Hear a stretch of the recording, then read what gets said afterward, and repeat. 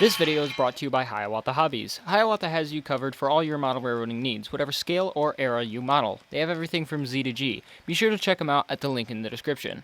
Cabooses are a manned railroad car coupled to the end of a freight train. Cabooses provide shelter for the crew at the end of the train, who were formerly required in switching and shunting, keeping a lookout for load shifting, damage to equipment and cargo, and overheating axles. Originally flat cars fitted with cabins or modified boxcars, they later became purpose-built with projections above or to the sides of the car to allow crew to observe the train from shelter. The caboose also served as the conductor's office, and on long routes included accommodations and cooking facilities. Cabooses were used on every freight train in the United States until the 1980s, when safety laws requiring the presence of cabooses in full crews were relaxed. Developments in monitoring and safety technology, such as line sign defect detectors and end-of-train devices, resulted in crew reductions and the phasing out of cabooses. Nowadays, they are generally used on rail maintenance or hazardous materials trains, or as a platform for crews on industrial spur lines where it is required to make long reverse shove movements, or on heritage and tourist railroads. Today we're going to be reviewing the new Athern Genesis cabooses with both an NCE no sound decoder and a Tsunami sound card decoder. Retail on the non-sound version is $109.98, while the retail on the sound version is $149.98. Let's get started with an unboxing. Pretty standard car packaging on the outside, but on the inside it's a little different. The caboose itself is held in more of a locomotive-style box, with your sheath on the outside and then the block of ice on the inside. Included in all the models are replacement roller bearing caps in case you lose any. And the Union Pacific model has some oil stencils included as well for you to apply separately. Once you take off your plastic sheath, then you can just lift up on the block of ice, put it off to the side, and then lift your caboose out. Let's start off with the Santa Fe model. On both ends of the cars, you have a separately applied air hose, coupler cut bar, and a McHenry scale knuckle coupler. And right above that, you have all of the separately applied handrails, which look very good and seem to be fairly sturdy. You also have the separately applied brake wheel with separately applied brake rigging below it. On both ends of the car, you also have a LED illuminated marker light. Moving on to the side of the caboose, you have your steps and walkways. All of these have separately applied etched metal grating on top of them, which is see-through. You also have tons of separately applied wire grab irons and handrails all over the caboose. Here's the Santa Fe logo, and all printing and lettering on this model is very well done with no major gaps or voids.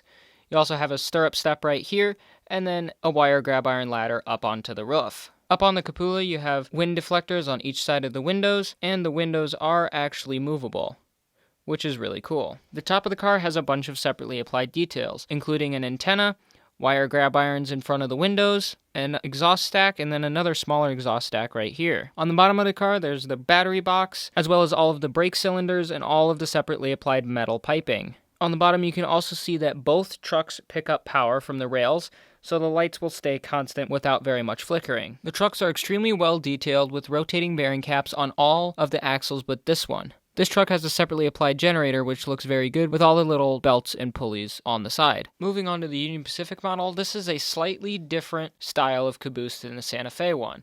The Santa Fe one was an ICC style caboose, and this is a CA-8 late version. Both ends of this car also have the separately applied air hoses, coupler cut bar, and McHenry scale knuckle coupler. And then there's also all of the handrails and step ladders, which are very sturdy just like on the Santa Fe one. Moving on to the side of the car, you can see that this one is done up in one of Union Pacific's Operation Lifesaver schemes. This one says, "A second glance is your living chance," and the whole banner is printed very well with no gaps or voids. There's also the model designation right here, which is CA-8, Union Pacific Herald, and then the number on the bottom. Moving on to the top of the car, you have all of the separately applied handrails right here, which are metal, so they're very sturdy.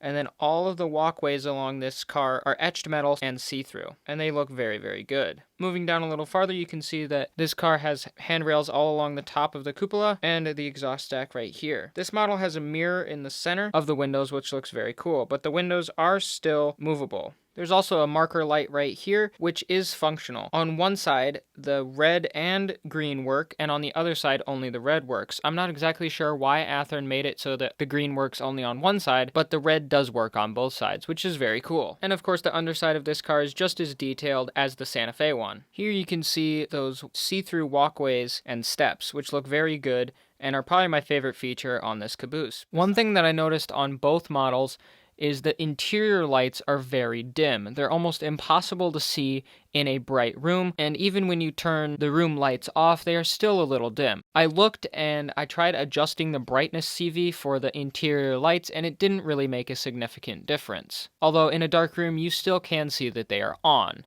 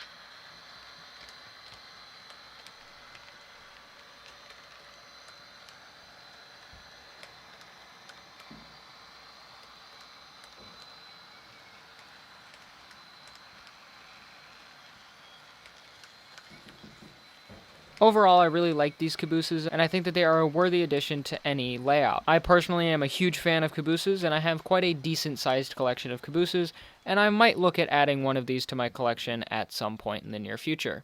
Thank you guys very much for watching this video. Be sure to like and subscribe, and I'll see you in the next video.